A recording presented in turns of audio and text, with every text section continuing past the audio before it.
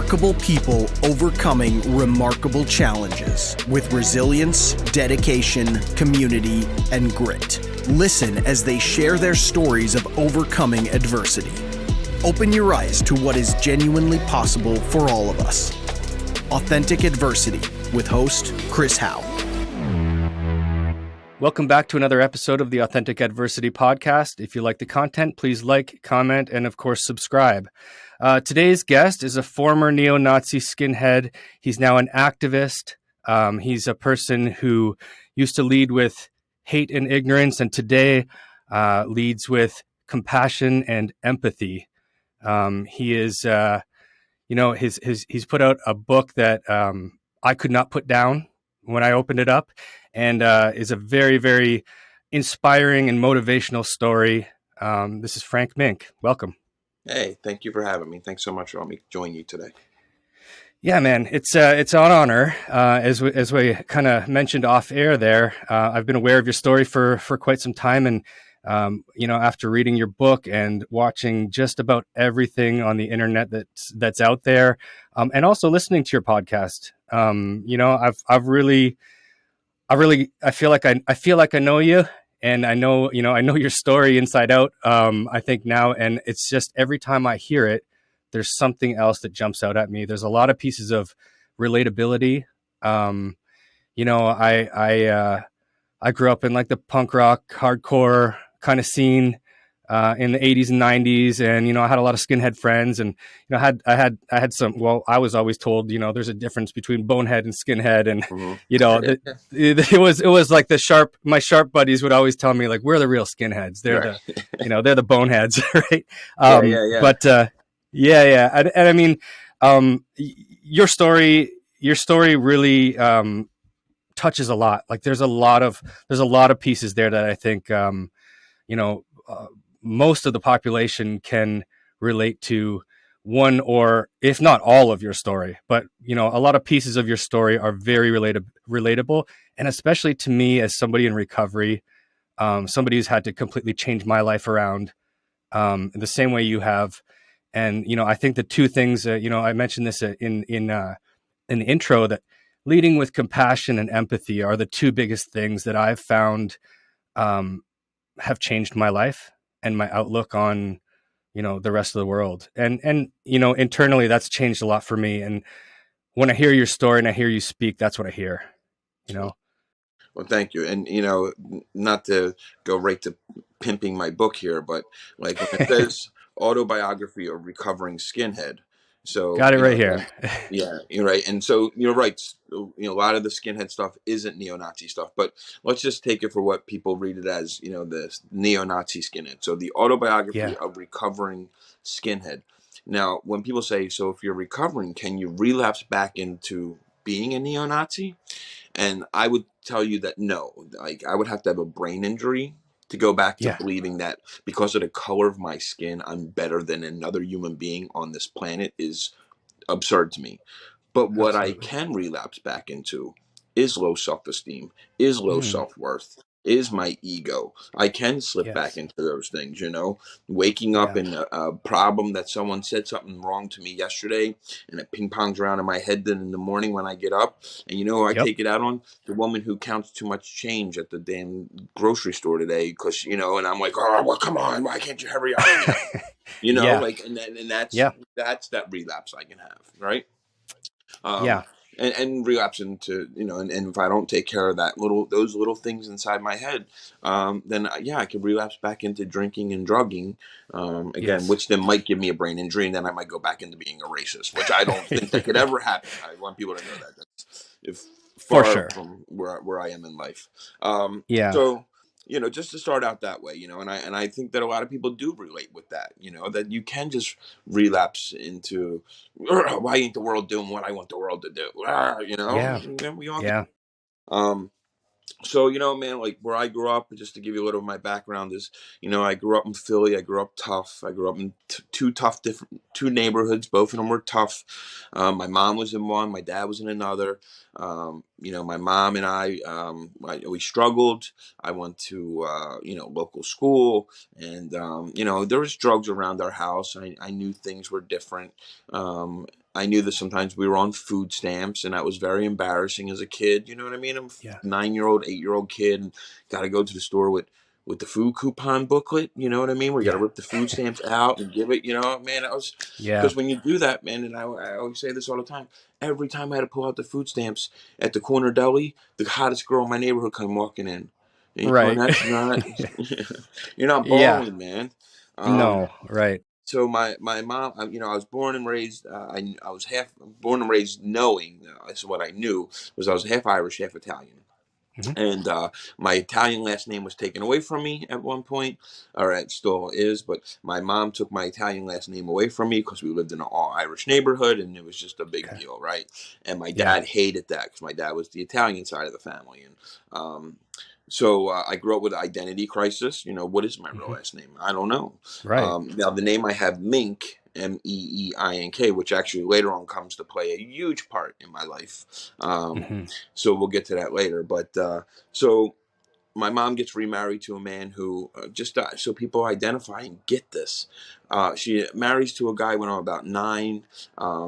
Yeah, so I was me and my mom for a long time now. This dude moves in my house, and he was not a good man. Like he's a child of God, but he was a bully. He was a 36 Hmm. year old man who bullied a 9-year old, a 10-year old all the time, and I hated. I hated going home.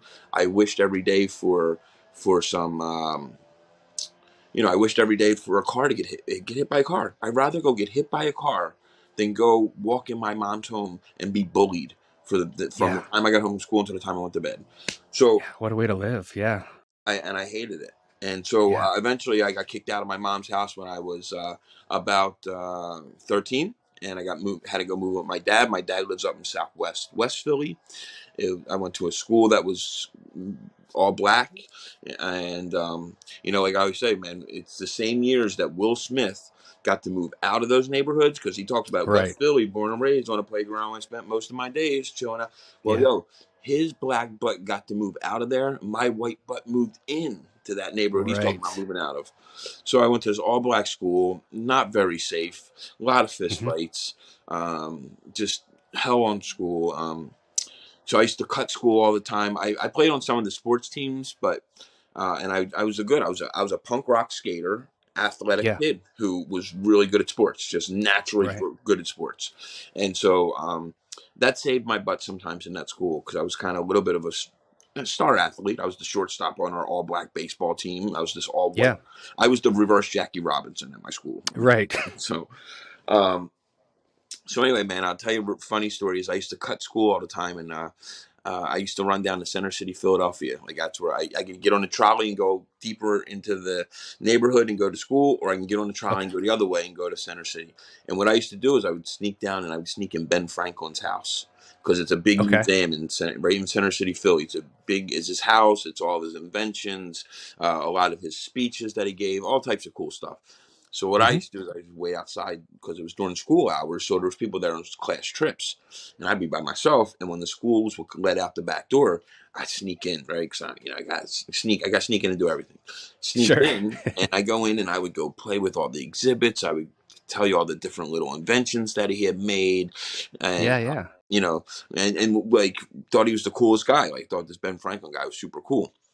Fast forward the next year, um, I'm at another school, and my teacher. I'm now going back to school. It's a different neighborhood, a different school, and I'm starting to be a skinhead by this time. But I'll tell you what happened first. Was we're at class one day, and they're like, "Hey, we're gonna go to Ben Franklin's house for the museum," and I'm telling everyone in the class because I'm a big shot. You know, what I mean, I'm a big. I got always have all the attention, right? I'm like, "Yo, I know everything about this place." I sneak in the back door. I'm telling everybody, "You're gonna see this. You're gonna see that." I'm bragging the place up. I'll tell you about this exhibit and this and that, da, da, da, da, da. And Yeah. so everyone's like, all right, Frank, cool, cool, cool. You know the place. So we get there and I'm keep telling everybody, yo, I sneak in. I sneak in. Well, we Yeah. get there and it's the first time we ever get dropped. I ever see the front doors of the place because you go in, Hmm. big sign right out front, free admissions. So No way. I've been sneaking in Nice. for years, Yeah. typical drug addict alcoholic in the making, right? I'll Right. tell you Right. right then Right. and there, the lost place, all of its allure to me. I never wanted Yeah. to go back to that place again. I was like, that's so Isn't that boring, funny? you know? Yeah. But I knew everybody. Um, All right, so that's just the kind of way I grew up, man. Look, Yeah.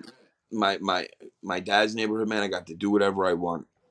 And just on the drinking and drugging part, I grew up just drinking. The Irish neighborhood I grew up in, we just drank. It was not a big deal. Like it's funny when I would get places later on in life, and they're like, "Oh, you have to be 21 to drink." My Right. neighborhood, you didn't need to be 21 to drink. You just drank. So Yeah. and my dad had a bar in Philly, so drinking was just part of the deal.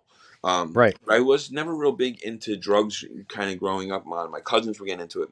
But I'll tell you the story, man, is that I'm hanging out in my dad's neighborhood, and I'm sitting with the older boys drinking on a street corner. That's how you do it in Philly. Everyone sits on street corners, you burn trash cans, Yeah. the whole thing, man. You sit there and you drink, spoons Yeah. and Mad Dog and 40 ounces. And so anyway, we're sitting there one day, and I'm starting to smoke weed with the older boys, and I'm drinking a 40, and I'm in middle school. And some of these kids that I knew were walking by us from my middle school, from the housing projects, to go to the skating rink, the roller skating rink, which was 50 yards from the corner where we hung. So it's not that far. Okay. I could look at it, I could see it every day whenever it was packed. And anyway, we hung right in the corner right by there. So anyways, kid walks by, says what's up to us. We say what's up to him. He walks down, and it's 10 minutes later, man, the kid gets his brains blown out by another kid. Wow. And Wow. so now I don't, like, I didn't see it happen. I wasn't standing right. I'm not trying to make it dramatically, but I can Right. tell you when the gunshot happened, we all turned to see, and we seen Sure. everyone chaos. People are running. So we're all sitting there smoking, and I probably had my first real drunk and high at the same time. It was kicking in Okay. right at this moment. And so everyone's like, "Yo, we got to run. The cops are coming." So I remember, now I hate my dad's neighborhood. I hate that we're on welfare. I hate that Hmm. my parent, my step parent, my mom, whatever, my dad and my stepmom at the time, they're into this crack epidemic, where Yeah. sometimes our electric is shut off, sometimes our phone shut off. There's a lot of shady dealings around my house. Just I hated it. And that time when I'm running back to my dad's house because I'm scared from the cops coming, with that drunk and that warmness was feeling in my ears from the Hmm. buzz, Sure. I'm running back to my house going, you know what? That's what's up. I live here. That's what's Right. up. Right. Like, alcohol and drugs instantly lowered my standards of living. Where I was like, I Yeah. hate this, and I went out of this neighborhood. Now I was like, this is all acceptable. This is Right. all good. So anyway, Hmm. yeah, man, that's how crazy it was. And so that summer, I got to get out of the city, and I went up to my cousin's house in Lancaster, up in the Lancaster area. That's the easiest way for me to describe the area. Very Amish, very Mennonite. My cousins are not Amish or Mennonite. They're from South Philly. They just happen to buy some farm property up there and move their kids out of the city. And they would bring Hmm. us cousins up there all the time because they had to make an adjustment. The cousins were not very happy. They got moved out of our neighborhood, where we all lived right around the corner from each other. Yeah. But now living where a mile away is the next family, and they're Amish and they don't have electricity, right? So Right. they would bring Wow. us up there, and my cousin who was up there, kind of rebelling from his family, whatever, got into the punk rock skater thing. Was into the Hmm. Exploited, the fin went straight in the air, the whole thing. Yeah. Yeah. And I couldn't wait to go hang out with him. Like, he was my older cousin. I looked up to him. He was, smart, funny kid that just real good. He was funny. And so anyway, I couldn't wait to go hang out with him that summer. And so I go up there, and he's into this shaved head neo-Nazi thing, right? And Hmm. I don't, I seen skinheads around down in South Street in Philly. I seen black skinheads. I knew that they weren't all Nazis, but I had heard Right. about this Nazi thing because of the Geraldo show and stuff. So Yeah. knew they were around, and I just didn't know much about them. So Hmm. my cousin's totally into that stuff. And at night, these other neo-Nazi farm boys would come over, and they had cars. So they're cool. My city friends don't got Right. cars. I'm only Yeah. 13. These guys are 15, 16, 17. So they got Right. cars. And sometimes they bring girls over, and they always had beer, and they were fun, and they laughed, and they joked, and they had tattoos of swastikas. And. Yeah. And when these guys would come around, man, they start using words like multiracial society don't work. Man, I'm 13. Hmm. I don't know what you're talking about. I'm Yeah. 13. I don't know what the hell that even means. But when they start talking about blacks and whites not getting along, I'm like, whoa, wait a minute here. Look, let me tell you about where I'm coming from. And my Sure. cousin, who was a real kind of ball buster, Hmm. It's the only time I heard him ever really say, like, yo, you should listen to my cousin. You should listen to my Okay. little cousin. I'm the little cousin. You should listen to my little Right. cousin, man. He does live in a really rough neighborhood. Yeah. And these guys, man, would start being like, what's it really like? You know? I mean, that, and, and to me, and for whatever people, the attraction to that is, I can walk in my dad's house or my mom's house. I could have a black eye. I could have a trophy in my hand. I could have anything. They're not going to ask me what's going on. Right. It's not their deal. It's not their parenting style. And when Yeah. someone's Yeah. asking me, what's it like to go to school with black people? It's someone saying to me, how's your day? Right. And Right. I Somebody caring, right? And yeah, like, and then and listening to you, and right. actually like probably that feeling, that acceptance that, a lot of us at that age are craving. This older kids, that you're looking up to, and it's like they want to hear from you. Yeah, That is like, that's special. yeah. Yeah. And then when we go to these concert halls, we go to like the little punk shows. And Right. when we go there, all these other neo-Nazis would show up from other little towns and stuff that I don't know. I'm just getting to know my cousin and I'm just getting to know my cousin's friends. They all know all these guys. And when they would all Right. show up, they would meet up and there would be more neo-Nazis. And then they'll go into the punk rock club and they beat up all the lefties inside, whoever. Yeah.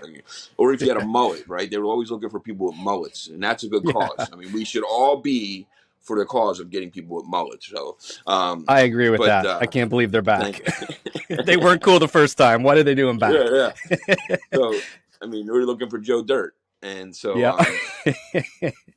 but we would go in these clubs, and these guys would get in fights with everybody, and then the bouncers kick all the neo-Nazis out, and all the neo-Nazis would wait outside these nightclubs, and then when the concert was over and everyone had to leave, it's time to go home, people didn't want to come outside with us, and I Yeah. seen it, man. I would see people come out and be like, all right, I'm going to go another way because, and Yeah. man, I'm going to tell you, when I seen that look of fear in people's faces, Mm-hmm. loved it. Yeah. Well, Yeah. because let's be real. I might be a 14-year-old athletic guy here who's kind of tough. I know I was always kind of a tougher kid in my neighborhood, so it's Mm-hmm. like that.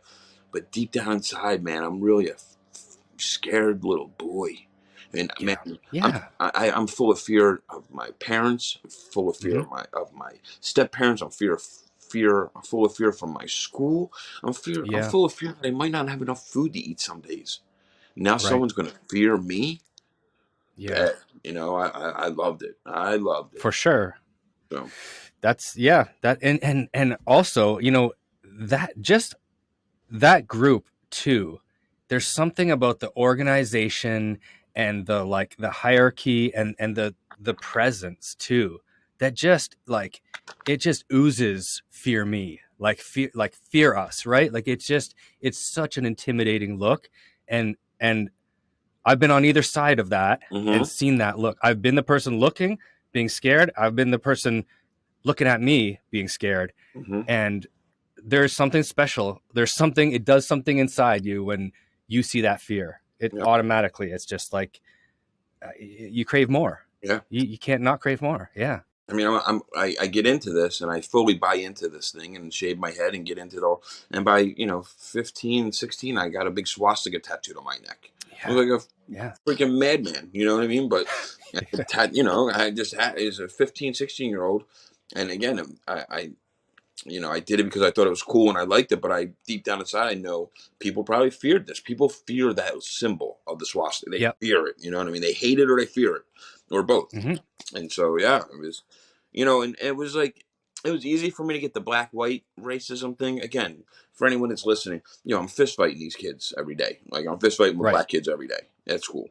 And now, is that really where the pain's coming from? No, because I was also getting my butt beat by my stepdad all the time. So he was Right. white. So, but I'm a kid. I can't filter that stuff out at the time. I Sure. don't have that Yeah. ability, right? So, just I hope that people could understand that I didn't understand the oppression of the world and that I shouldn't be.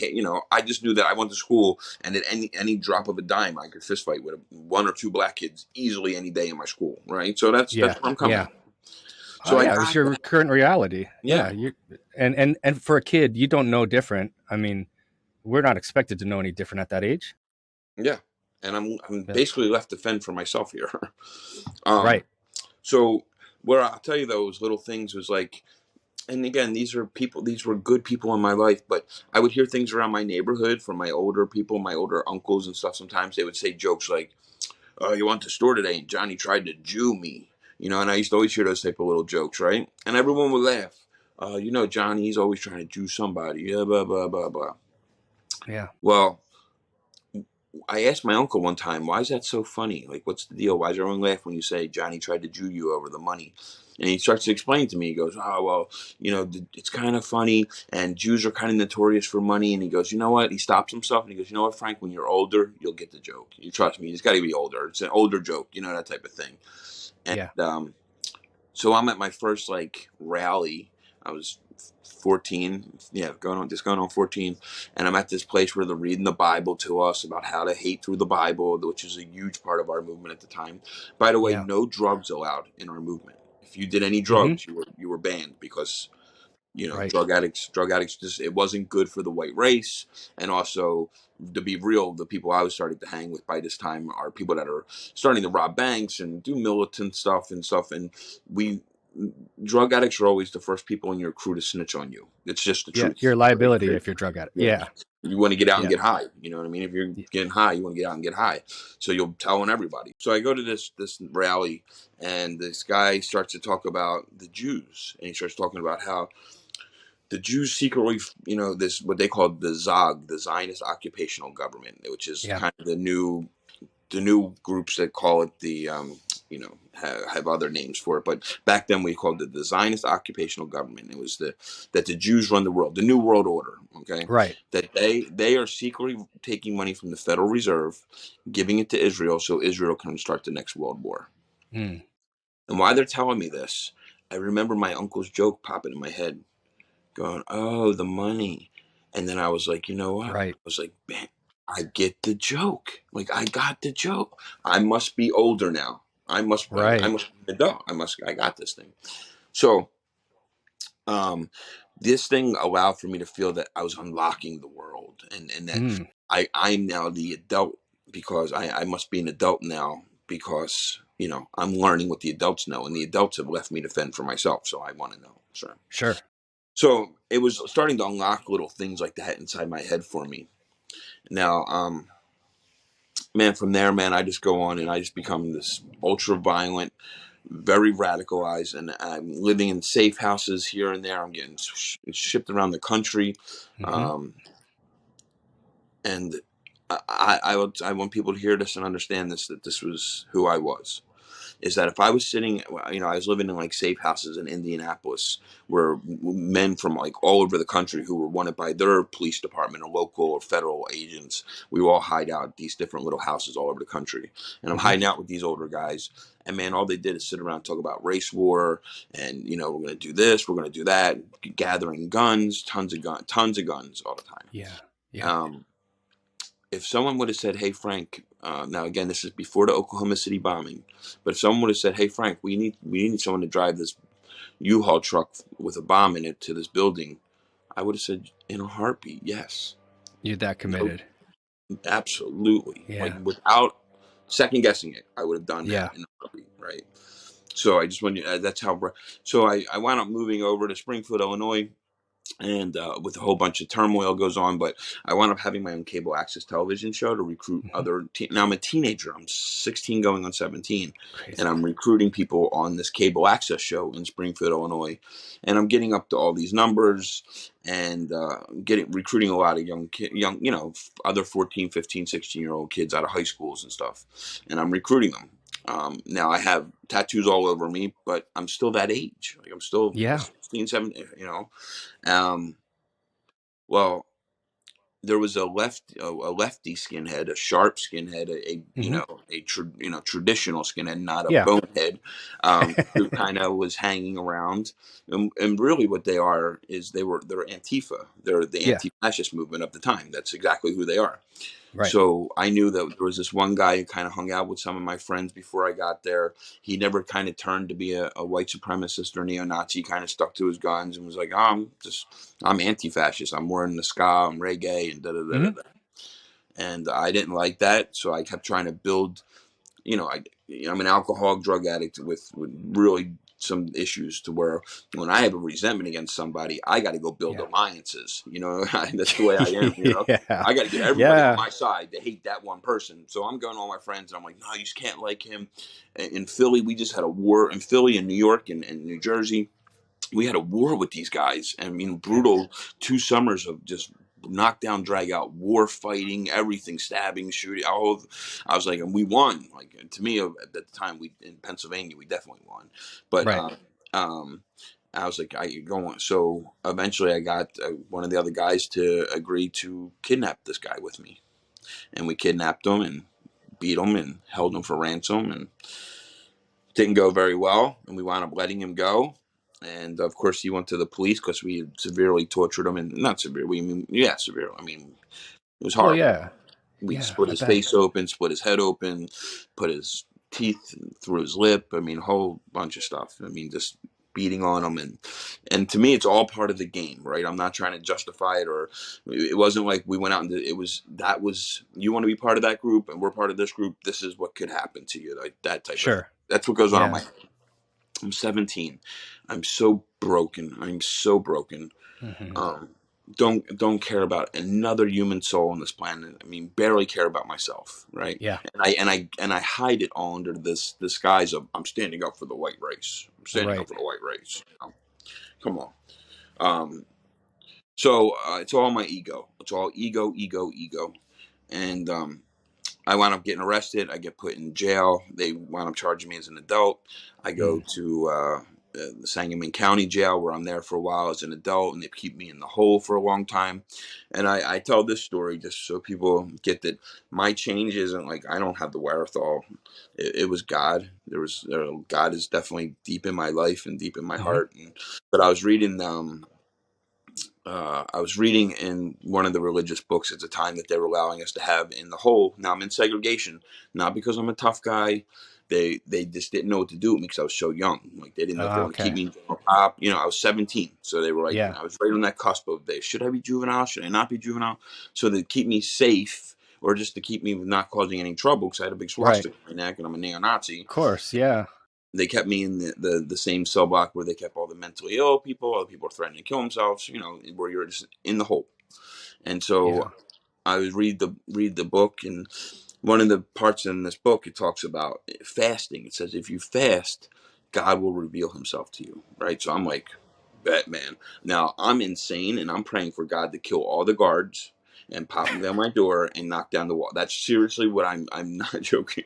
Like I really was Yeah. praying. Like, please, God, if you're, I'd be like, yo, God, if you're real, man, pop my door, kill all these mugs, and knock down my wall, man.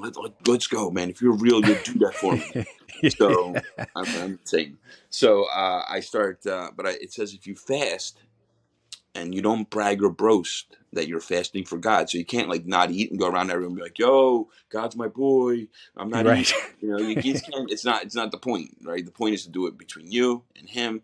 And so anyway, I start fasting this one weekend, and I'm always hungry in the county jail. If you've ever been to a county jail, man, you're always hungry. Like the food they don't give you is not enough. And I know people that listen to this say, who cares? You're all in there being bad. So, but no, Uh, man, it's not enough food. They feed you yeah. the bare minimum to get you by, to get enough calories to get you so you don't look like you're starving to death.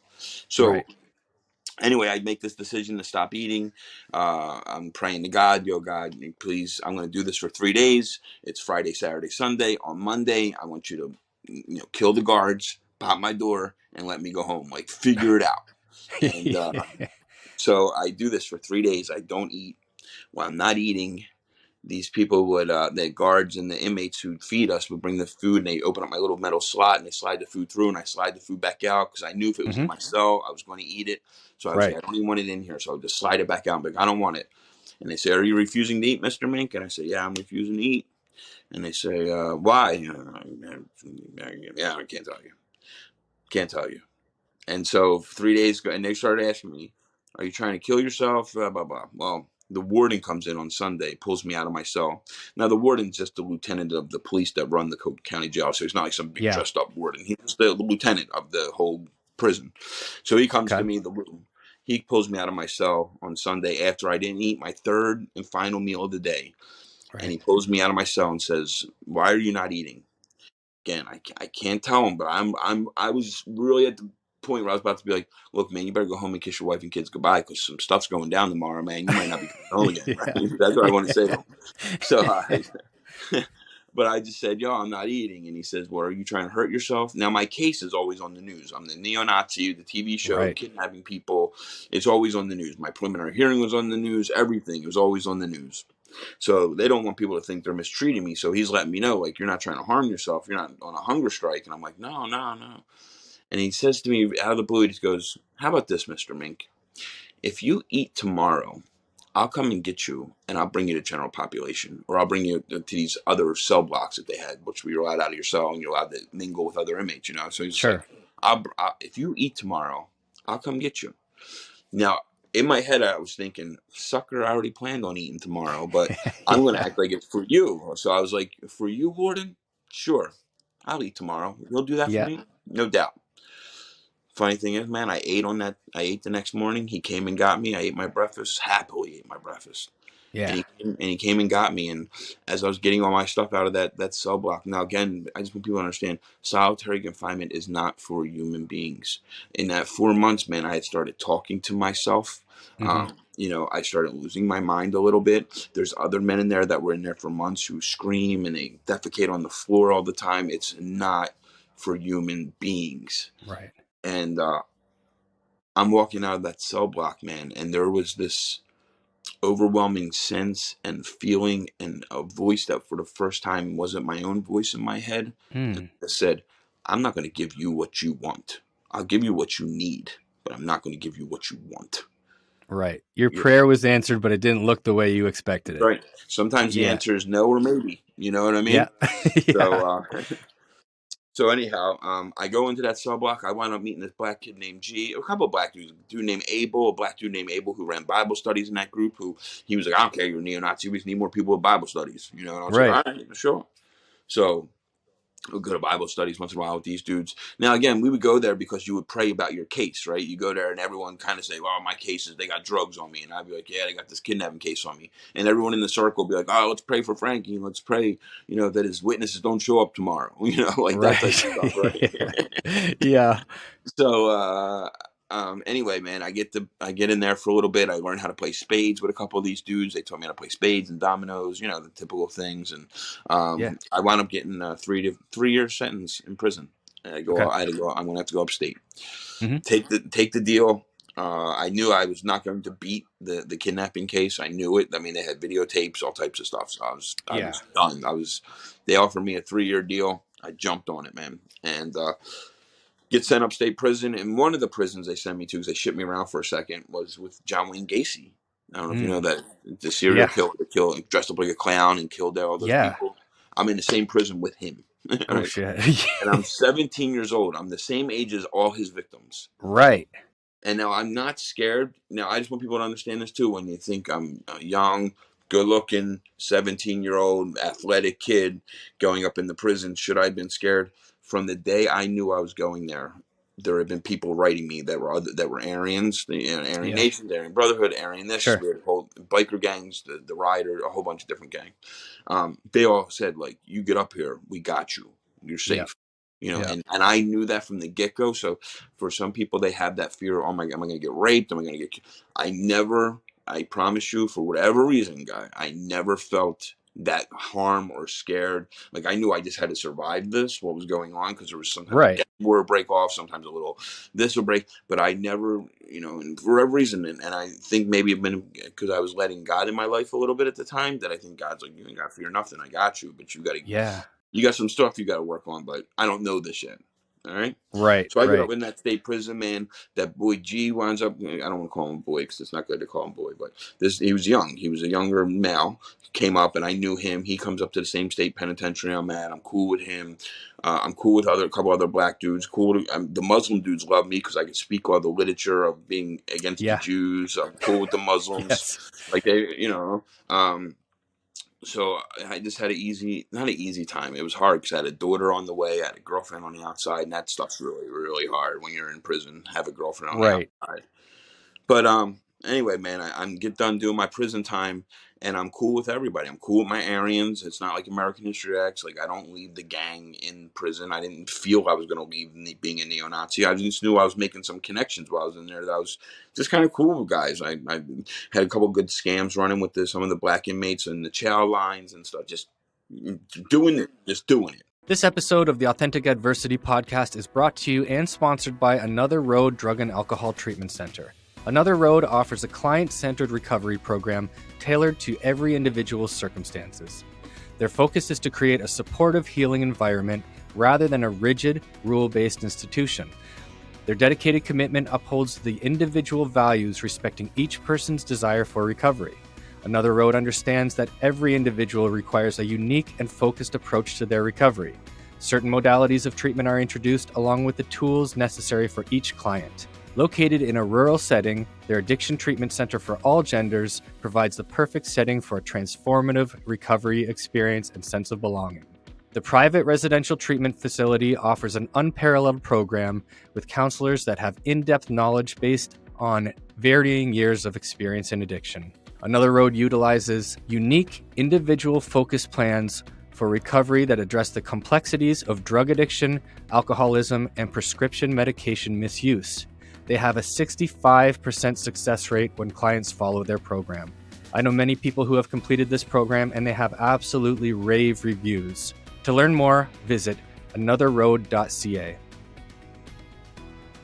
Was there any part of you at that time? So, like, I know part of your story is like, you know, when you find out that you're a father for the first time, right? Like you don't tell the guys in your gang, you tell, you know, your black friends there, and Yeah. because they're the ones that that you've been relating to on like an emotional level, that you can open up to, that you feel like you feel like a kinship with them so much that biggest news of your life you share with them and not the other white guys, right? Yeah, no, I actually just was. I'm writing. Right now, I'm writing there's a book that's going to be getting published. Where, just to fast forward a little bit, and it's they come to a bunch of infamous Americans who have Okay. had previous stories in their life, and they want us to write a letter back to our 17-year-old selves. Right, I'm doing it currently this day, like to this day, and we're working on it. There's a whole bunch of other guys who've done prison time and whatever. And so I actually just wrote about this story last night again. Wow. And yeah, here's the deal: is like the older inmates, especially the older bikers, Mm-hmm. they like to tell you when you're a young inmate in there, like when you're all happy, skipping around, talking about my girl's waiting for me on the outside. You know, like, no, she isn't. She Right. is. She's doing some raunchy stuff with some of your friends while you're in here. She's telling you she's waiting for you, but she's 17 or 18 or whatever, that, you know, and they would always make these little comments, and it's just them. Like, they weren't trying to psychologically damage me. That's just what other inmates did to them. You know what I mean? Like, Sure. so you just kind of pass this thing along where, yeah, you keep talking about your girl, you know, she can't talk right now because she's got something in her mouth, you know. You're right. Right? That's the Yeah. stuff they would say. Mm-hmm. And I hated that. But when I hung out with like G and Tony and Jello and guys I played sports with and guys I was kind of just cool with, and I talk about my girl, like they all had girls on the outside too. So they'd always go, oh man, your girl's gonna wait for you.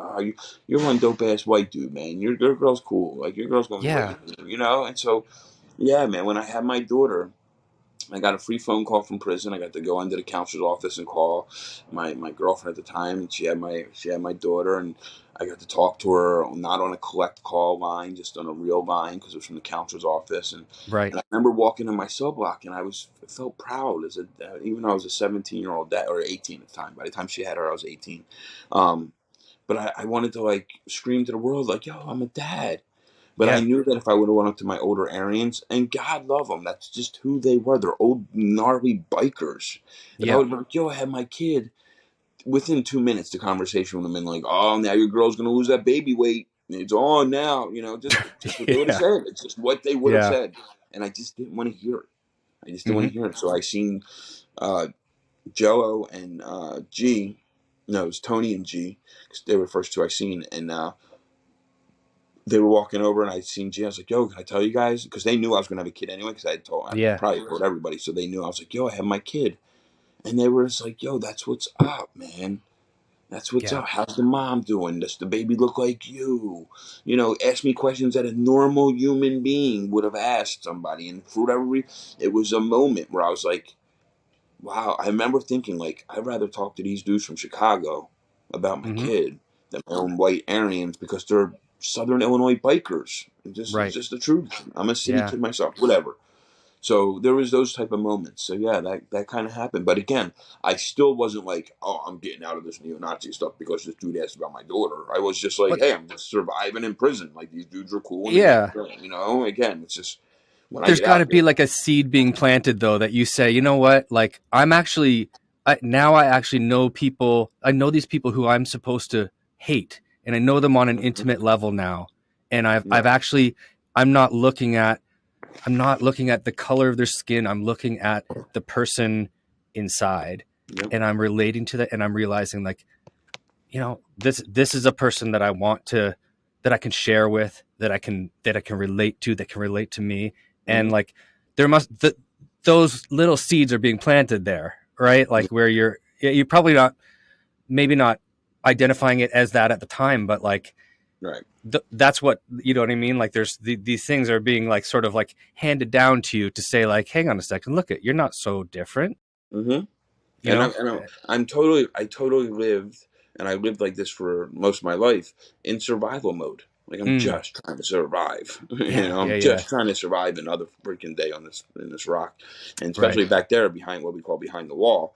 I'm just trying to survive another day behind this wall, Mm-hmm. so I can keep some sanity. So yeah, Yeah. so it was like that, and you know, I lived in survival mode. So. Um, Yeah. and I'll tell you that like my drinking was out of control even in the joint. Like Mm-hmm. we were not what it's what you're not allowed to drink and drive. It's what we called it. I don't know what they call it. I think they probably still call it the same thing, but is when you would Yeah. get drunk in your cell and then you walk out on the tier and people can obviously tell you were drunk, Yeah.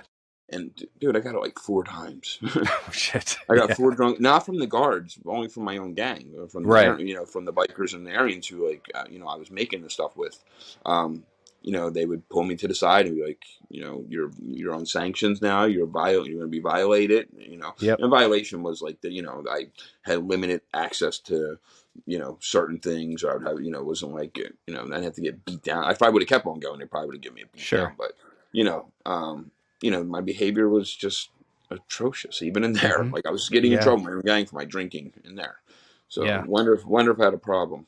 Yeah. So um and I also started like smoking weed in there. I was like tripping acid once in a while in there. So I Mm-hmm. started like messing around with drugs a little bit. But then I get released from prison. I can't see my daughter. Well, I could, but I just wasn't wising up. And my ex was kind of like, you're still just a Nazi thug and, Yeah. alcoholic. So there was a lot of tension and problems there. So I went back to Philly. When I get back to Philly, I'm like trying to get back to the full on neo-Nazi thing. And I, cut the drugs out again, and which was like the good thing. I was like, yeah, I got to do this, get the drugs and get back to the white race.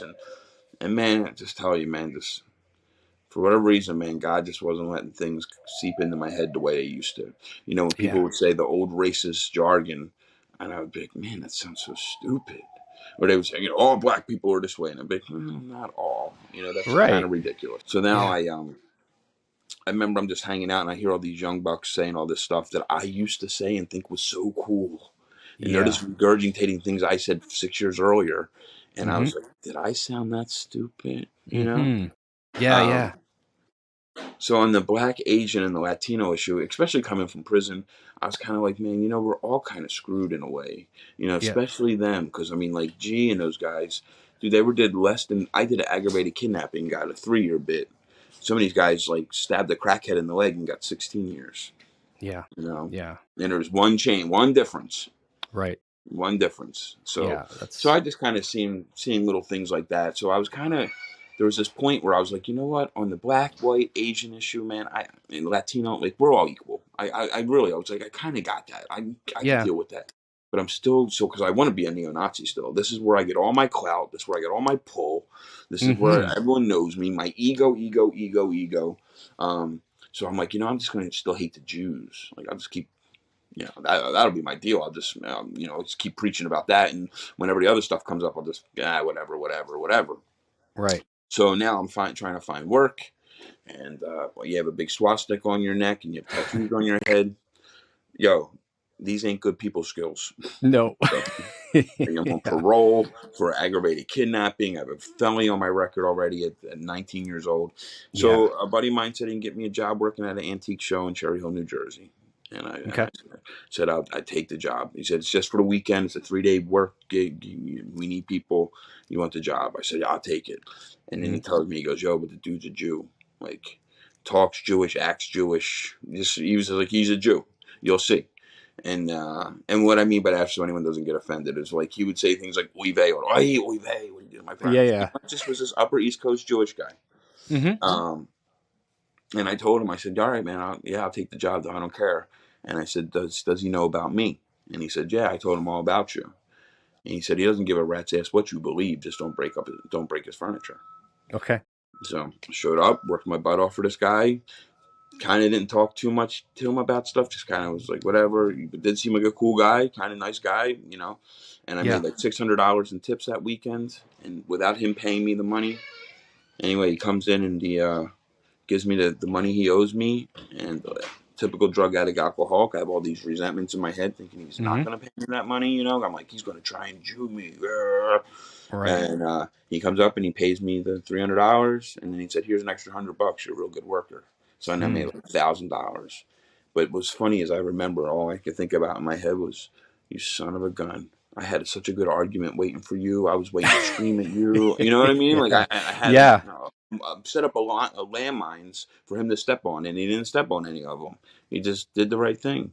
Well, yeah, and I mean he's shutting down these core beliefs that you've been harboring for so long, right? Like he's showing you through his actions that you're wrong. You're wrong to think this about me. And at that point, like, can I ask, did you have much exposure to other Jewish people? No. So this is the first time of like really like getting to know somebody. Yeah, well, I knew 2 or 3 Jewish kids that went to my school in my old mom's neighborhood, because my old mom's neighborhood used to be Jewish, but then it was mostly all Irish. So I knew like my buddy Eddie Harvey and people like that, but they weren't like practicing, or they kind of tried to be more Irish because that's what everyone did. They just were fit in, right? Tried to fit in. So it wasn't like, so I didn't know, no, so I didn't have any like real acquaintance like that, you know. And so he gave me a ride home that night, and then he told me that he used to live in my neighborhood, because back the time, I always thought my neighborhood was Irish since Jesus had walked the earth. I was like, "Oh, what?" Okay. And he was like, "No." He's like, "I used to live here, and there used to be an old synagogue up here." And I was like, "Oh yeah, I remember that." And so we were just talking, and he said, "What do you do for a living?" I said, "Nothing." And he said, "Why don't you come work for me?" And I went and worked full time for him. And he was just a good dude, man. He was just a really good guy. And he would do things, and I would make mistakes, and I would break things. But we'd always be in a truck together a lot. And then I would always say things like, "Oh, I'm so stupid." And and one day I said I was stupid about something, and pulled me to the side and said, "Stop saying you're stupid, you idiot. Okay, so let's go." And we cleaned up this furniture that I messed up, and we were packing up some stuff, and it was like our last delivery of the day, last pickup of the day, and we get in the truck, and he starts unloading on me about how smart I am. He's like, "Man, remember when we talked about this, and you said this?" And he just like give me a couple examples of things that I said that was really smart, and in that current time. And I just, the way he said this one thing to me just got me, and it still does to this day, where he said, "Frank, smart people can fake being dumb, but dumb people can't fake being smart." Yeah. Not consistently. You just are.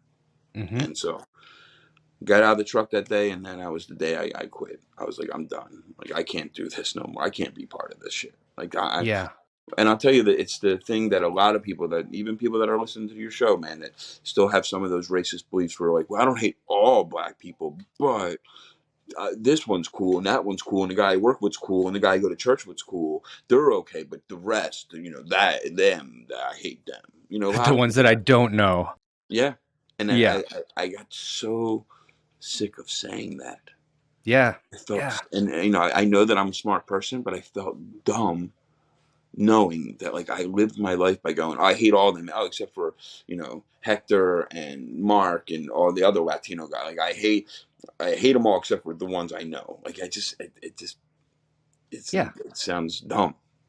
And Well, and it speaks to the like you can hate, you can hate some hate, put it out as a blanket statement. I hate this race or this color or this religion, except for the ones that I know. Like that really just says, if I get a chance to know any people, humans, mm-hmm.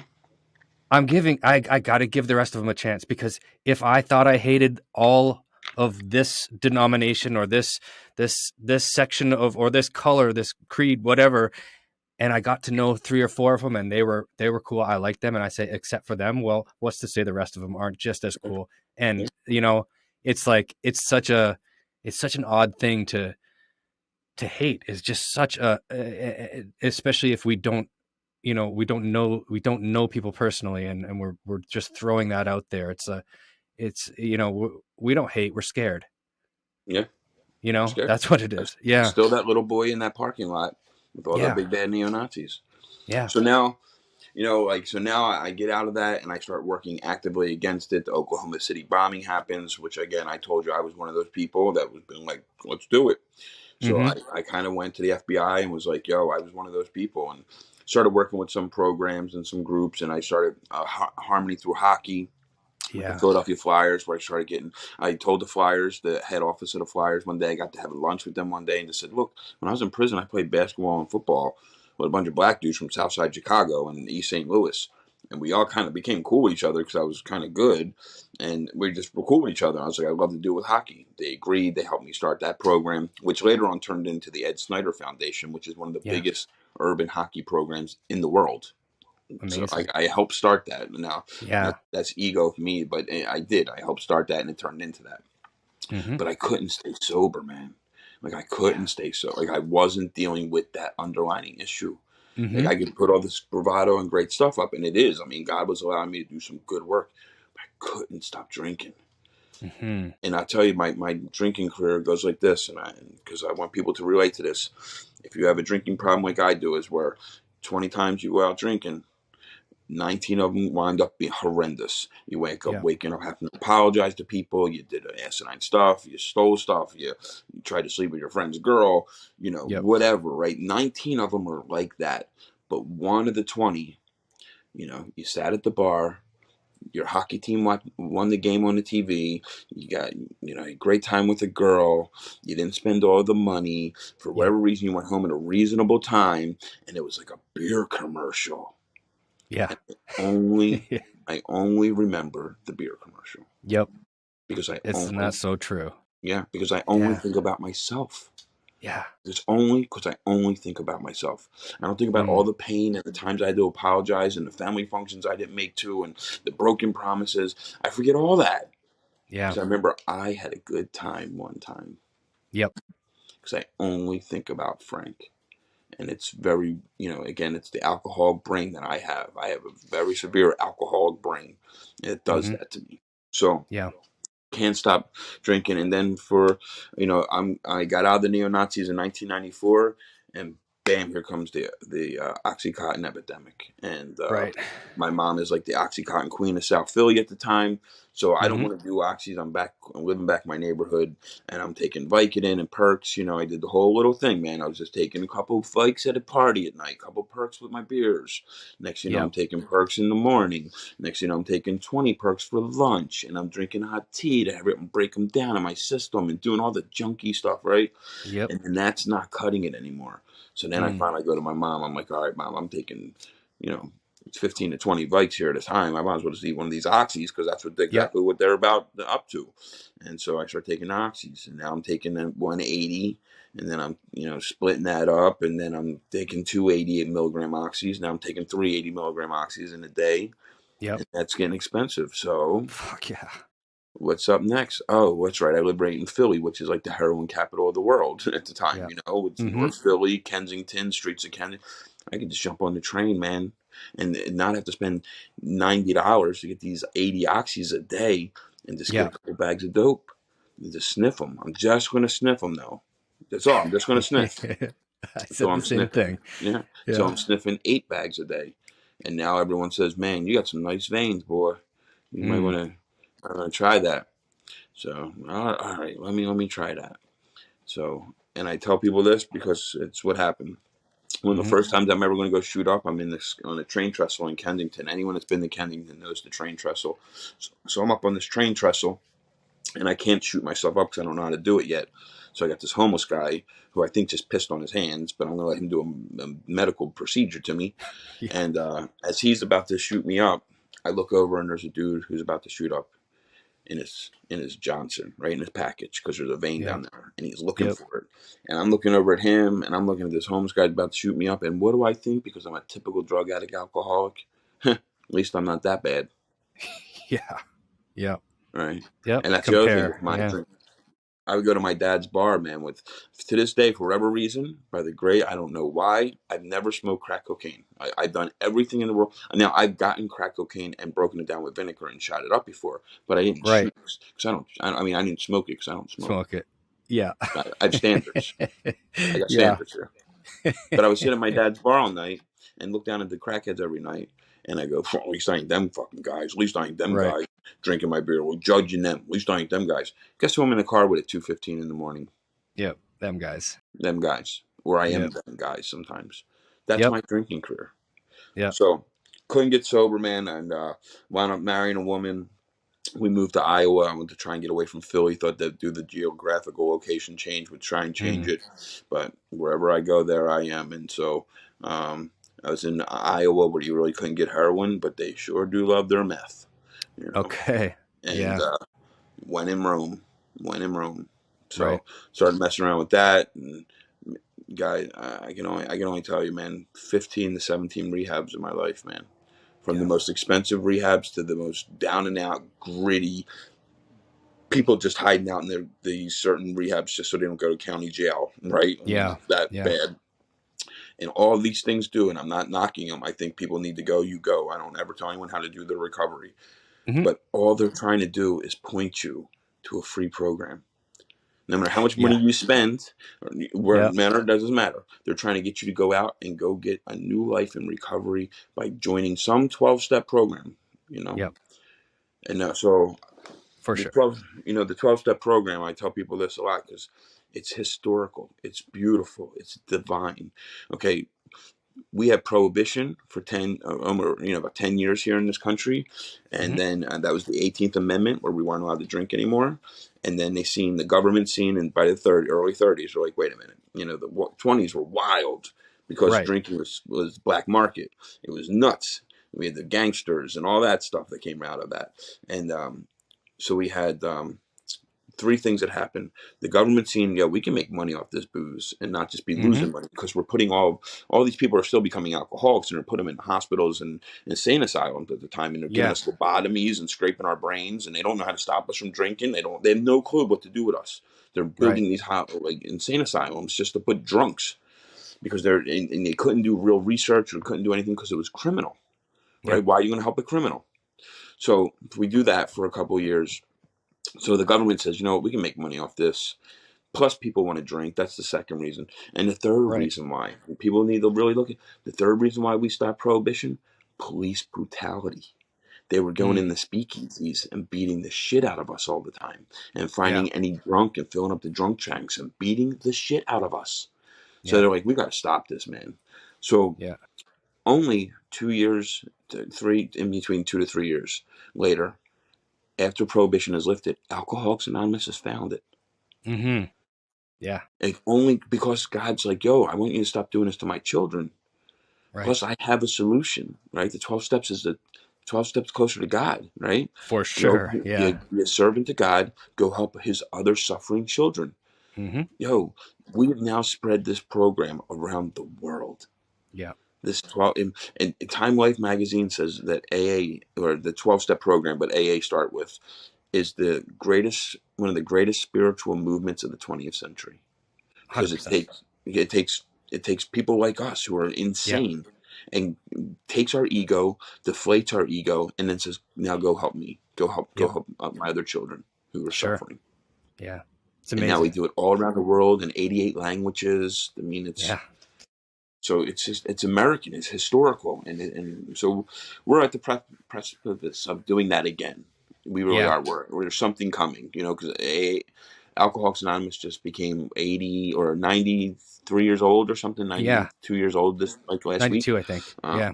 Yeah, 92 years old. I mean, so 100-year things coming up. Everything goes in 100-year cycle. I think we got Yeah. something big coming up that's going to be great, just like it, or another solution for other problems. Right. But we have to get some things out of the way first. So, Yeah. man, I love this program. I love that program is around. Um, I have a guy who is kind of my recovering rabbi. Let's just call him Hmm. that. Who is a man who lives in Los Angeles. I was about 4 years ago, man. I was at the bottom again. Like, you doing all this great civil rights work, whatever. You can put everyone There's so many alcoholic drug addicts who are doing good things, Yeah. but we just can't stop, right? And it's one of those things where I do great things, but I also do some bad things on the side, and I go sneak off and do some other bad things. But I Hmm. was always like, but I'm doing these good things. But I'm Sure. doing, right? I mean, that's what we. Yeah. And then when people catch me doing bad things, I'm like, but you just don't understand what my intentions were. And they're like, no one understands what your intentions are because your actions aren't matching up with your intentions. We want to be judged on our intention. Absolutely. Yeah. So, Yeah. man, in a big 5-year point of my life, man, where my son dies in a car accident, my oldest son dies in a car accident when he was 19.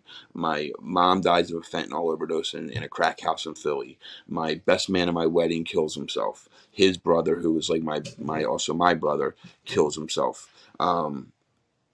I was part of a major organization that's doing really great things. I helped founded it, and was basically asked to leave the organization, along with some other nefarious stuff that another person had somewhat did to me, but I can't really talk about that because Okay. it's Yeah. it's my life and whatever. It's my resentment if I want it. And I don't want the resentment anymore. But Sure. some shady things were just going on, and it was bad. And so, like, this whole big thing, everything was just collapsing. My hockey career, because my wife, me and her are getting a divorce at the end of this thing, and that went really bad. Like, War to Roses divorce. Got arrested for refereeing a hockey tournament. No violence. I didn't hit my wife or anything, but I went. Right. Right. We had a no contact. I went and tried to get around the game of this no contact order, and went and refereed a hockey tournament to be around my kid, because that's what I did for a Yeah. living for a long time. I was coaching hockey and was refereeing. Anyhow, broke the no contact. Like, everything was just collapsing, and I was ready to kill myself again, man. Like, I just was, Yeah. but I knew I didn't want to. And I pulled over to the side of the road and uh, was screaming up to God to kill me. And this is my story. This is what I stick to, man. I scream up to God to please kill me. Please figure out a way so I don't have to kill myself, because I don't want to kill myself. I don't want my children to live with that. Because I know that for anyone that's listening, man, when you have that pain and you think, I just don't want this pain, I want it to go away, so I want to take my life, it doesn't go Yeah. away. You just No. transfer it to them. You transfer it to the Hmm. ones that love you, the real ones that love you. And I didn't want Yeah. to do that to them. So I got on the side of the road and screaming up to God to please kill me. And while I'm screaming up to God to please kill me, this girl that I was dating calls me in the middle of me screaming. It was the craziest thing. And I pick up the phone and I'm like, "What's up?" And she's screaming, crying, and she was like, "My sister just killed herself. Get Wow. back to my house." Yeah. And there was a, a moment that happened where this voice came to me that wasn't my voice. Can't tell you if it Yeah. was God. I can't tell you. It just wasn't my voice. And that was the good Hmm. thing. And it said, "Get to California. I have work for you." And Get to California meant called this guy who I had met years and years earlier at a recovering gathering, who I'd stayed randomly in touch with throughout the years. And Okay. in that time, in that 5-year horrible time of my life, I Hmm. also found out, which was the best thing of all, which was the good thing, was I found out that I was Jewish. Yeah. I found out that Meeink was a Jewish last name, and then I looked it up and found out they did a DNA test and found out, small part of me was Jewish, and it was amazing because I had been looking for something. And so the reason why that man was so funny and met me 12 years earlier was he came up to me in a meeting one day and goes, "Huh, fellow Heb," and I didn't know I was Jewish at the time, right? Yeah. And this was just the way he stuck in my head. It was like he came up to me, first words out of his mouth, "Huh, fellow Heb at a meeting," and I was like, "I'm not Jewish," and he's like, "You look Jewish to me." Yeah. But I had stayed in touch with that man for 12 years. Like once a year, I call him when I was either relapsing or Okay. whatever, and I would just call him, and he used to always say like, I could help you, Frank. Like you're crazy, like you're bona fide nuts." And he's like, "But I Yeah. can help people like you." And Mm-hmm. so when that voice said go to California, it didn't mean like go there for the sun and the fun. It meant call that man because he was there. And Yeah. so I called him, and as the divorce was ending, and said, "Dude, I'm coming out to LA. Like you're gonna sponsor me, or I'm gonna kill you." and, Yeah.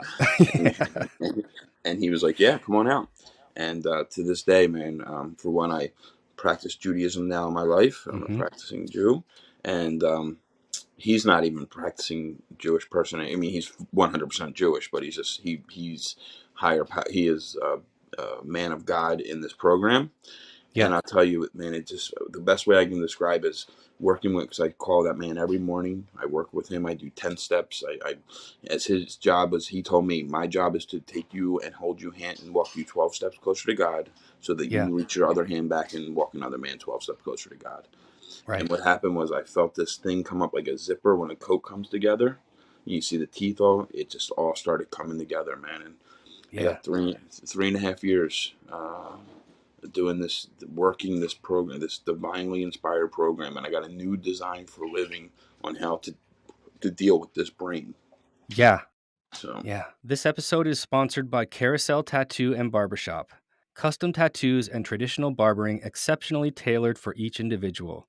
Located in the historic lakeside community of Port Dalhousie, Ontario, Carousel Tattoo and Barbershop creates from their passion and dedication to the craft, combining traditional standards of uncompromising quality and exceptional service with modern craftsmanship to create a one-of-a-kind tattoo experience and head-turning cuts. Their aim is to continuously improve their skill set and give back to their trade and local community in a positive and impactful way.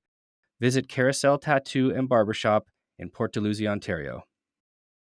It's amazing, man. Well, congrats on your sobriety time, and also I think it's really important to to note, which you did, is that, like, this isn't there's very few of us that get this the first shot. A lot of times, and myself included, I tried on and off for 10 years, probably mhm, collected 50 to 60 24-hour chips in those 10 years.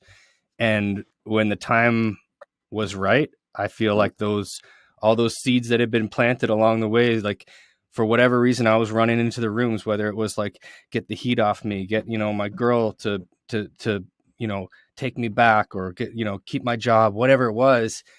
It was like, those I'd go into the rooms and compare myself. I wouldn't relate. I'd say, like you said, at least I'm not that guy. At least I'm mhm, not eating out of a garbage can. At least I'm not that, and I had guys in there say, yeah, not yet. They said, just not yet. You keep doing what you're doing and you'll be that guy. yep, And yep, and sure enough, and everyone was right. And but yeah, 10 years on it, trying and failing, trying and fail, but I kept getting up every time I got knocked down. And it just does take that one time when I think that for a lot of us, and this is true for me, the first time that I was truly ready to say I surrender mhm, was all it took. That was when the light bulbs went off and it started to make sense. And like you said, like, that zipper was coming together for me, and it just, life started to make sense, and the dots were connected. And and as you mentioned, like, I to bring ourselves from the point of insanity to now, being able to live a life that we could never dream of in active addiction, and to think that, today we're able to extend our hand to another suffering addict or alcoholic out there and help, be a small part in the change in their life. yep, And that's what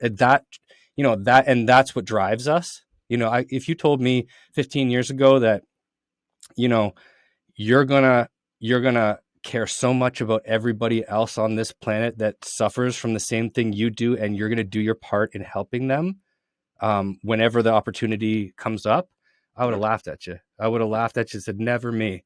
But today, that's what drives me. And I think that's the same for all of us. And it's a program that the design is flawless as long as we work it. Yep. Right. Yep. Yeah. And it takes, and it takes what it takes, as they say. But for me, it was, and I think I see in a lot of other men that I work with, it's when you finally have the God, that gift of desperation, that I can't do this no more, that it just isn't working anymore, and that every time it's just pain. Like there was the one beer commercial that was gone. It was just horror and pain, and I started, you know, I got to know that also that I was so spiritually sick, and a lot of us are, but I'm telling you my stories, that the reason why they have groups like Al-Anon is because our spiritual sickness is so bad that we infect others around us, that they have to go get help too, because we've made them so narcissistic. All right, and that's not our job on this planet.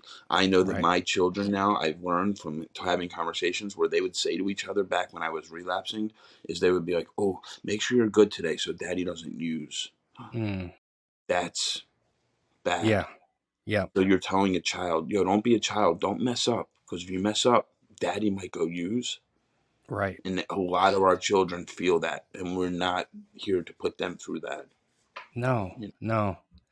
That's I've never heard somebody explain it that way, that, we're spreading that disease outward. And, of course, everybody is affected. Everyone that we cross paths with is affected by our addictions and our self-hatred and everything like that. But to look at it from that, like, and especially growing up as a kid growing up in alcoholic and drug addict households, to break that cycle is a big thing.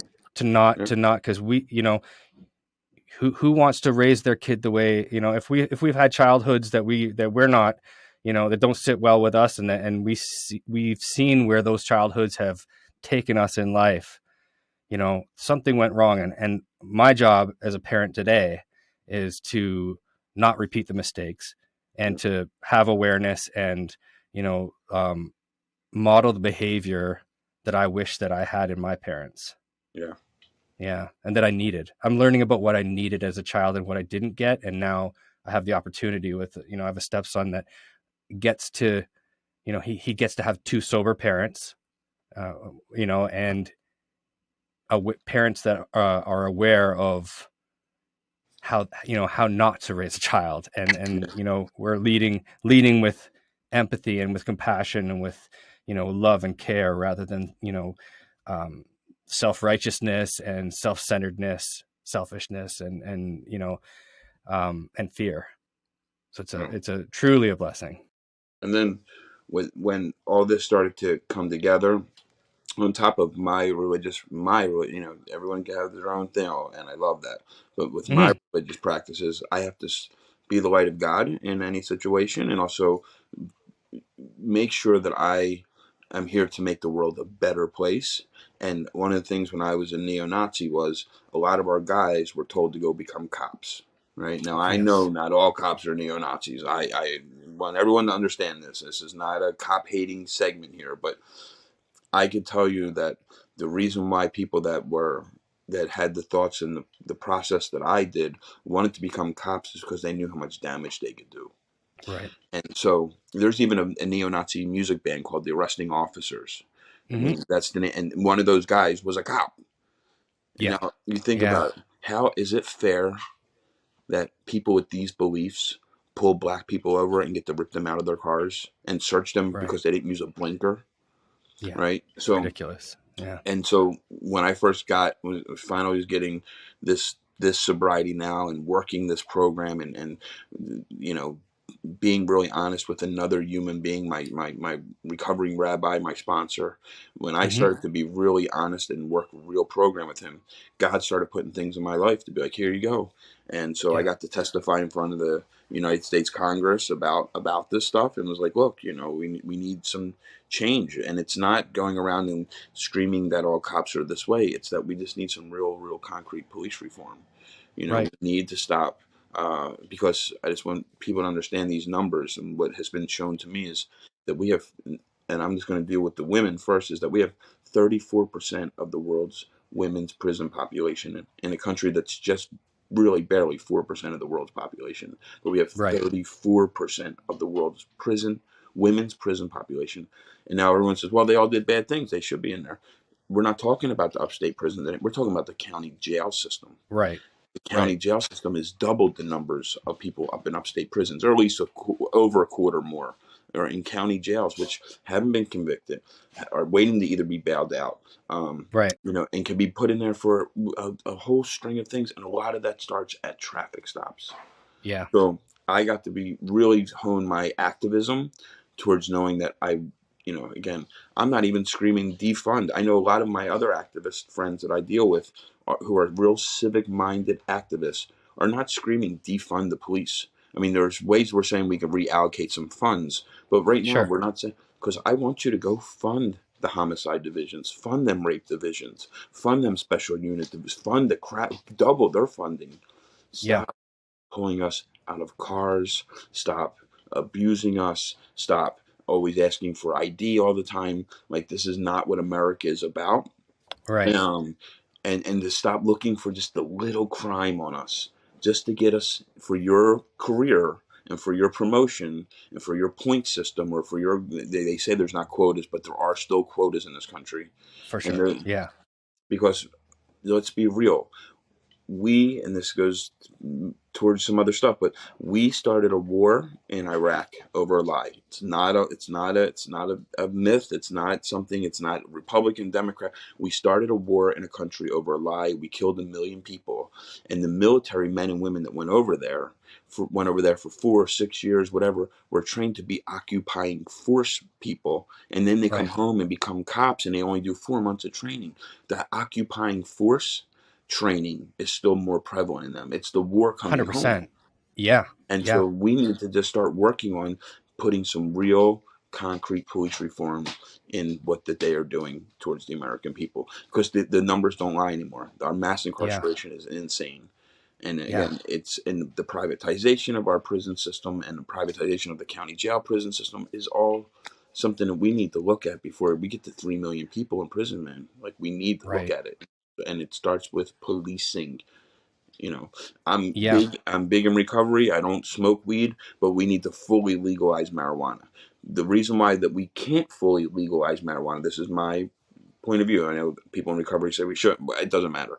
The point is, Well, the reason why we can't legally legalize it federally is because the police lobbyists and unions have made it so that we can't, because they use it to search our cars. sure. It's Yeah. that smell of marijuana is what allows them to search our cars, which has been this huge Fourth Amendment violation and has Right. built this mass incarceration. So it shows you, like, who the real kings are of the country is the lobbyists and the unions, and not Mm-hmm. all unions, but the police unions in this I'm talking about. So, Right. like, there's just things that, man, like, and what's great is in this country right now, with a lot of the activists I run with, there's a lot of cop watchers. If you've seen the Okay. videos, everyone loves the Yeah. videos. They got people that know their rights. I'm very great personal friends with a lot of the ones you see on YouTube, because they Okay. see the activism I do and the activism they do kind of coincide. But man, the great thing about the auditing world and the cop watching world is it's right wing and left wing together. So Yeah. for all the Right. conflict that's in this country, here's people that are, like, really out on the streets being activists. Dude, there'll be a guy that's Black Lives Matter running with a Trump guy doing Yeah. cop watching together. Like, because we're Sure. like, we both see what's wrong. Yeah. And so anyway, man, like, there's a lot of real good things that could start coming to this. So, and Yeah, definitely. I'm honored to be part of it. So, Yeah, man. Well, and I appreciate everything that you do and that you're a part of, and the message that you're always putting out there through podcasts, interviews, social media, uh, literature, whatever it may be, your message is always going in the same direction and always positive, and coming from a place of deep care and appreciation for just humans in general. I keep bringing up the words compassion and empathy, and I truly I see that those are the two things that you lead with in Mm-hmm. just about everything that I see you doing. Those are the two things that really jump out to me, and that speaks to your character. It speaks to your change. It speaks to your commitment to that change, and to always be, taking one step further in the right direction, to educate and um, help facilitate change in the world. And that's not an easy thing. Yeah, it's not, because it leaves you vulnerable sometimes, but Yeah, it's okay. I got Hashem, I got God who's got my back. yeah, Really, I got a big God in my, like, people who say they got BDE, big dick energy. yeah. I got BGE. I got big God energy. I just know Yeah, He's on man. my side. I know that I'm doing this for the right reasons, and the last thing I'll say is, man, it's about us listening. It's about Mm, see. Real quick story. So we gave the Native Americans, the Lakota and the Lakota Sioux, and the Ojibwe and all these other tribes in the Midwest, we gave them the Black Hills after we broke 322 trees with them. We finally, after slaughtering them and raping them and all types of horrible things we did, we finally get them to the Black Hills in South yeah. Dakota. And then we said, all right, you know what? We're done. We're not going to break any more treaties. You guys can have these Black Hills. This will be your homeland. And then we found gold there. So then we Mm, moved them again, ripped all the gold out, and there was a guy named General Custer who went around. He was one of the known main people that gathered Indians and killed them, and had troops that do all this stuff. Anyway, his nickname became Indian Killer, and the natives finally killed him in Custer's last stand. They killed him, and the Lakota Sioux, the women, they went out and they pierced his ears when he was dead, to mutilate his body. They went and they put things through his ears, and the government didn't tell us this. They finally now admitted that this was true, mm-hmm. but they pierced through his ears because they were telling us to please Oh, listen. And yeah. so what did we do to them? Guess what we did? When we put them back on the Black Hills after we stripped the gold, we put Custer State Park in the middle of their Black Hills. And that Wow. Custer's nickname is Indian Killer. So Yeah. when you go to the Black Hills, if you're ever around the Black Hills and you go up to a native person and go, hey, where's Custer State Park at? To them, you're saying, where's Indian Killer Park at? Wow. Yeah. And see, so what I mean by that is every black leader that we talk about now that we are fond of, Martin Luther King, Malcolm X, James Baldwin, Fred Hampton, Huey Newton, all these great black leaders that we now talk great about. Mm-hmm. In the I Have a Dream speech, he talks about police brutality. Yeah. Malcolm X talked about police brutality. So we're still not listening. And Yeah. when people that are of my color, who are all the things I'm talking about, police reform, are coming from because I have black activist friends and loved ones who have Mm-hmm. given me almost permission to say what I'm saying, honestly, Okay. because they are Yeah. happy that white people are listening, and I'm just echoing their words. It just happened Right. to be that I have a crazy story that goes with it, but I'm just echoing their words because they've asked us to do these things for them, Yeah. and Yeah. it's where the healing begins. This is the healing. Right. Is that they're like, yo, they get us, they got it, we're getting it, Mm-hmm.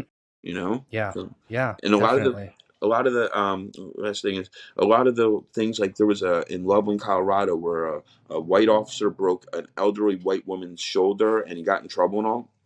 Mm-hmm. But here's just one of the small things is where you see this is, um, who really went after the Loveland Police Department? Black people before this white woman, because they were like, yo, this is what we're telling you they're doing to us, but they were still there Yeah. for her. Like, they're not like, Right. good, let them do it. They were all like, no, they're standing with us going, we don't want this Sure. happening to nobody, Yeah. you Yeah. know? So it's all of us uniting together to be like, yo, we can do this. Like, we need to Mm-hmm. stop some of this culture. So anyway, man, it's again, it's an honor that, and it's very humbling that I get to do what I'm doing today. So Yeah. Yeah, man. Well, it's all appreciated. And, for anyone listening, who would like to know more about Frank's story, I highly recommend reading this book, Autobiography of a Recovering Skinhead. Follow Frank. Frank, can you tell us where, like any social media handles, yeah, where people can reach out? yeah, I'm on Twitter and I'm on Instagram, and then I have a podcast on Spotify and Apple Pod and all that stuff. It's just the Frank Meeink Show, and we have Yeah. a couple amazing guests coming up. We have the civil rights activist Daryl Davis that's coming up pretty soon. Who's the guy who goes around? He was a black jazz musician who friended Klansmen through letters, and then started meeting with them and being like, "Hey, why do you hate me?"